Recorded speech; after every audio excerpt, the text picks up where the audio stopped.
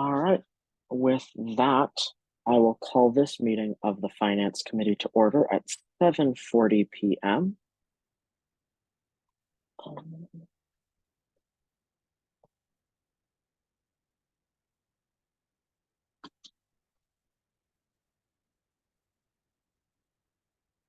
There we go. All right. Now for the roll call, Senator Stanton. Present. Senator Fiore. Here. Senator Wilcox. Present. I am here. Senator Guskowitz, not here. Senator Wilson. Here. Senator Alexander. Here. Senator Manna. Here. Senator Vespute is not here. Senator Baruch. Present. Here. Senator Jane, not here. And Senator Foxworth, not here. All right. With that, we've made quorum. And we'll go first into public comment period. Is anyone from the public here to comment? Seeing none, we will move into the item of legislation for tonight, that being USR 105-129, a resolution governing the spring 2024 semi-annual appropriations budget. Okay, this was written earlier this week to set the rates of funding that we'll be using, or the rates of total appropriation for the spring cycle. In the budget recommendation made by Treasurer Grodsky back in August or early September, he set the spring appropriations total reserve at just about 460,000. And so going section by section, section 1 is just the name. Section 2 being the resolution rate. This is going to be the rate that we use for the main budgetary cycle, where all the orgs can request up to 15 grand. And so that rate is going to be 89 out of 100, which means 89% of that 450,000 is going to be used for the budgetary cycle. This will be just about 400,000 in terms of real numbers. The stipends rate, something new.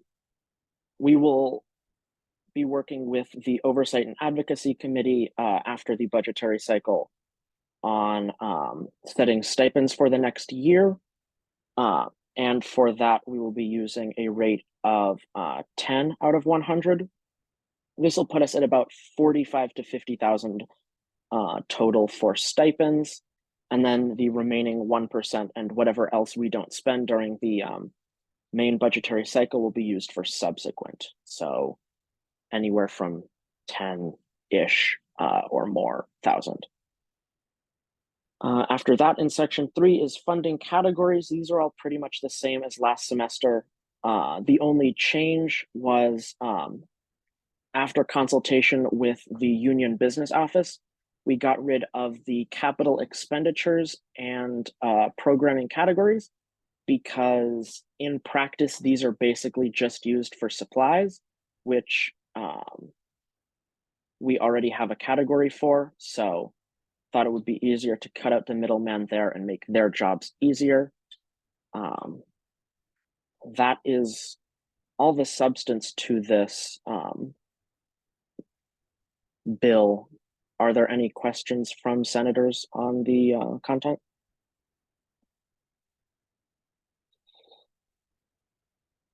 All right, if there is none, do I hear a motion in regards to reporting this bill to the full Senate? I move to report this bill to the full Senate. You can do favorably, which puts it on the consent calendar without prejudice. Oh, sorry, I favorably report this bill. Second. Awesome. And any objection? Seeing none. The other item of business for us tonight is the creation of the schedule, just so we can solidify that all tonight. I sent out that when to meet earlier in the week in terms of dates in late January, early February, since we should need to meet just about 4 times if numbers from the fall semester hold. There will most likely be fewer organizations requesting funds, but better to schedule more and cancel later than schedule not enough. So it looks like, though there were only 4 responses, the majority of senators will be available after 7 p.m. On the Tuesday, Wednesday, and Thursday of January 23rd, 24th, and 25th. And then after that, it gets a bit more ambiguous, but I personally believe that using the next Wednesday of January 31st would keep some consistency and make that all run smoothly.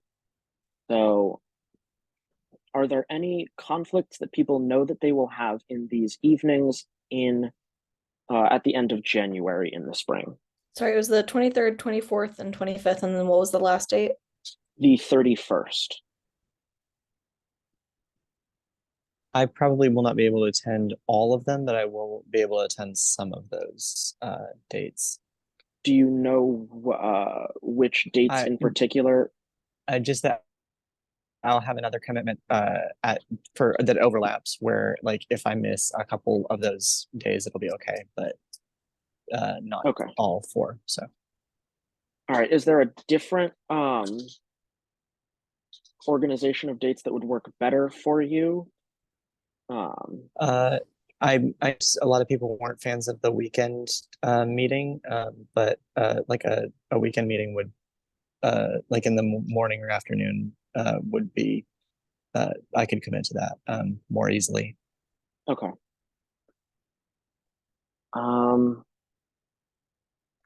Now so in terms of January 27th, that Saturday, I know nobody wants to sit on a Zoom call for 6-ish hours in the morning, but if that were to be just one weekend, would people have knowing time conflicts with that as an option?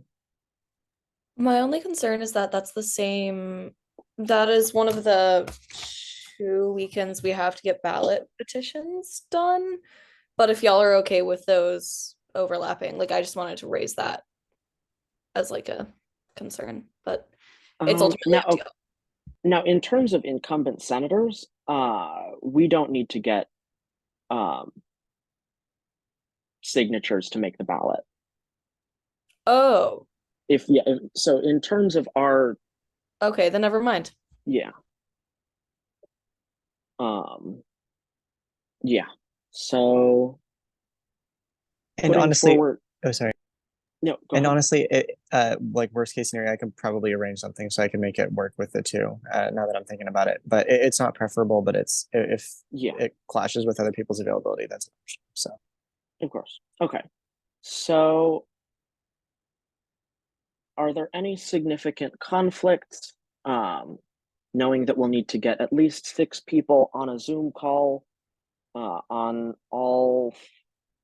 I'm going to set a schedule of 5 nights just to be safe, and cut down from there as necessary. But for January 23rd, 24th, 25th, 7 and later, January 27th, 10 to 4, and then January 31st, 7 and later.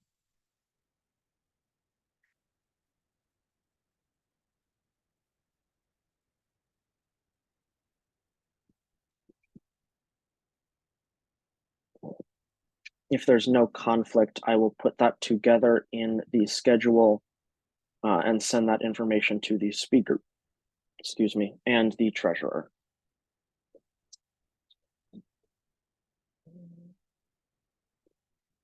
All right.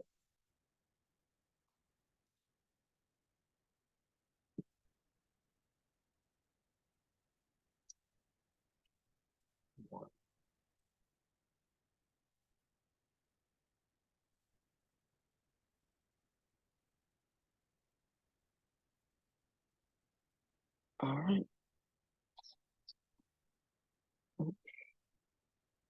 Just straight that. All right. Well, if we've got that squared away, that is all that we have on the agenda. Thank you all for coming to the shortest finance committee meeting we will probably have this term. Enjoy it while you can, but if there are no further comments, do I hear a motion to adjourn at 7:51 p.m.? I Motion move to to adjourn. second. Second. Awesome. Thank you, everyone. Have a good night.